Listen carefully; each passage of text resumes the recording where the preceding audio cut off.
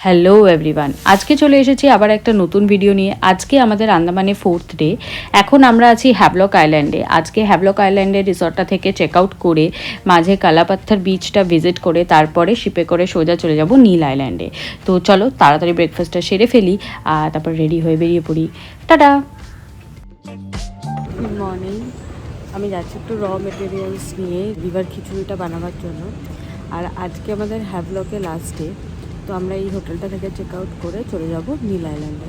আমি এখন ব্রেকফাস্ট করতে যাচ্ছি, তো চলো তোমাদের সাথে শেয়ার করবো। ব্রেকফাস্টের সব আইটেমগুলো আর আলাদা করে দেখালাম না, এইগুলোই মোটামুটি ছিল। তো চলো চটপট ব্রেকফাস্টটা সেরে ফেলি আর তারপরে গুছিয়ে নিয়ে বেরিয়ে পড়ি। ব্রেকফাস্ট কমপ্লিট হয়ে গেছে, গোছানো হয়ে গেছে। এটা ছিল আমাদের রুম, খুব মিস করবো স্টেটা। তো চলো এখন চলে যাই রিসেপশন এরিয়ায় এবং চেক আউটটা করে ফেলি।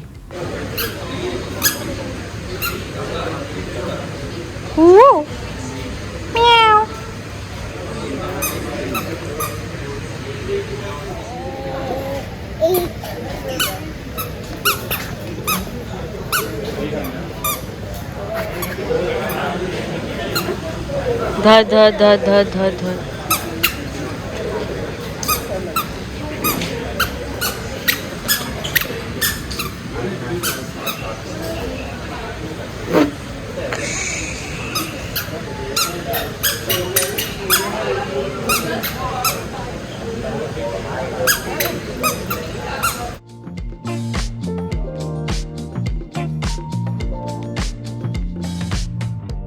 হাভলকের হোটেল থেকে আমাদের চেক আউট করা হয়ে গেছে। এবার আমরা চলে যাচ্ছি কালাপাথর বিচ। ও মাই গড, জলের কালারটা দেখো জাস্ট, ওয়াও। আমরা পৌঁছে গেছি কালাপাথর বিচ। এই বিচের স্পেশালিটি হলো এটায় যখন সানলাইট থাকে পুরো কালার চেঞ্জটা দেখা যায়। এটাই দেখাচ্ছি, দেখো কি সুন্দর, মানে ইটস বিউটিফুল। শেড করা আছে, এই শেডে দিদিশা বসেছে রিবা। শুধু বেবি আর ক্যাট আর ডগ, সারা ট্রিপে এটাই করেছে। चल दिया दिल तेरे पीछे पीछे देखता, मैं रह गया कुछ तो है तेरे मेरे दिल में आज अनकहा सा रह गया। मैं जो कभी कह ना सका आज कहता हूँ पहली दफा, दिल में हो तुम आँखों में तुम पहली नजर से ही यारा, दिल में हो तुम आँखों में तुम पहली नजर से ही यारा, ये इश्क की है साजिशें, लो आ मिले हम दोबारा।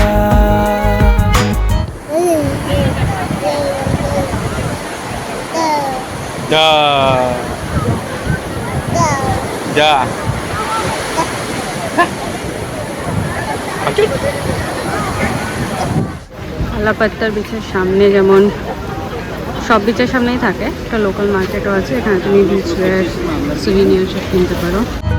दिल में हो तुम आँखों में तुम पहली नजर से ही यारा, सर फिरा सा मैं मुसाफिर, पाँव कहीं ठहरे ना मेरे, फिर मेरी आवारगी को आने लगे ख्वाब तेरे। আমরা এখন বসে আছি কালাপাত্থার বিচ। আমরা বিচে বসে বসে একটু ডাব খেয়ে নিচ্ছি। এখানের মেন স্পেশালিটিটা দেখলাম আমি, যেটা সেটা হলো বিচটা কেউ নোংরা করে না, সবাই ডাব খেয়েও ডাবের খোলাগুলো দোকানে গিয়েই ফেলে। তো গুড টেক অ্যাওয়ে। তো চলো সেটা তো দেখিয়েছি, দারুণ। টাটা।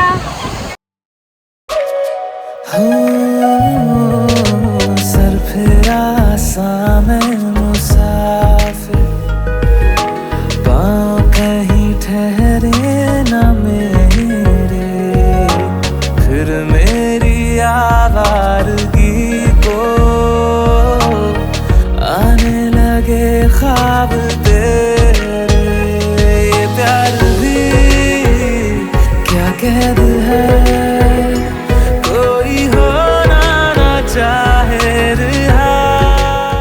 আমাদের কালাপাথর বিচটা ঘোরা হয়ে গেছে। এটা এখন অবধি আমার আন্দামানে বেস্ট জায়গা লেগেছে। তো যাই হোক, এখন আমরা চলে যাচ্ছি পোর্টের দিকে। ওখানে গিয়ে এখন একটা রেস্টুরেন্টে লাঞ্চ করব। আমরা কালাপাথর বিচ থেকে চলে এসেছি এই রেস্টুরেন্টটাই খেতে। আর মাঝখানে আমাদের ড্রাইভার দাদা হোটেল থেকে আমাদের লাগেজটা নিয়ে আসবে। হোটেলের লকার রুমে আমরা লাগেজটা রেখেছি, ওটা নিয়ে আসবে। কি সুন্দর সেটিংটা রেস্টুরেন্টটা, খুব ভালো লাগছে। তো আমরা এই সিটটায় বসছি।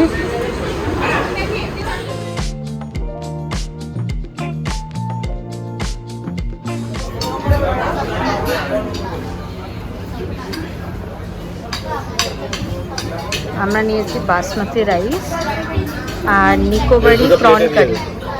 তো দেখি টেস্টটা কেমন।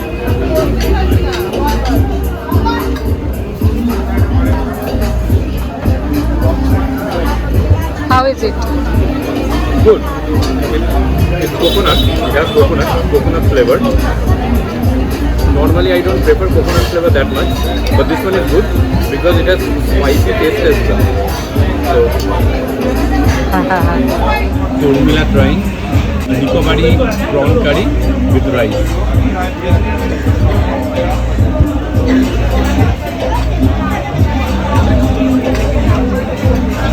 How is it? Nice, because it has coconut, a little bit of sweety flavor as well as spicy, and also a little bit of curry patta flavor, curry paste flavor. Okay. But it's It's good. quite unique blend. Yeah, but it's good. So, আমাদের lunch করা হয়ে গেছে। এবার আমাদের যে coordinator আছে ও আমাদের hotel থেকে লাগেজটা নিয়ে আসবে, তারপরে আমরা শিপের জন্য চেক ইন করে নেবো। তো চলো, টাটা। আমরা পোর্টের সামনেই ওই রেস্টুরেন্টের লাঞ্চটা তাড়াতাড়ি সেরে ফেলে এবার চলে এসেছি শিপে বোট করতে। আমরা উঠে গেছি আবার আমাদের শিপে। অ্যাকচুয়ালি আমাদের শিপটা ক্যান্সেল হয়ে গেছে হাইদ্রাবাদ ডিস্ট্রিক্ট থেকে। তো এটা ম্যাক্রুজ, অনেক কষ্টে আমরা পেয়েছি, ঠিক আছে। মানে জাস্ট চারটে ছিল খালি ছিল, তার মধ্যে আমাদের দুটো না হলে এখন 2:30 বাজে, না হলে আবার 4:30। এই ক্রুজটাতে কিন্তু আমরা উইন্ডো সিট পেয়েছি। এই ক্রুজটা তো এমনিই ফুল, আর আমার পাশে অলরেডি একজন বসে আছে, প্লাস রিবাও একটু ক্র্যাঙ্কি আছে, তাই আমি আর উঠে পুরোটা ঘুরে দেখাতে পারলাম না। মোটামুটি একটা ভিউ দিয়ে দিচ্ছি। তো এটা থেকেই বুঝতে পারছো যে কীরকম ছিল সিটিংটা।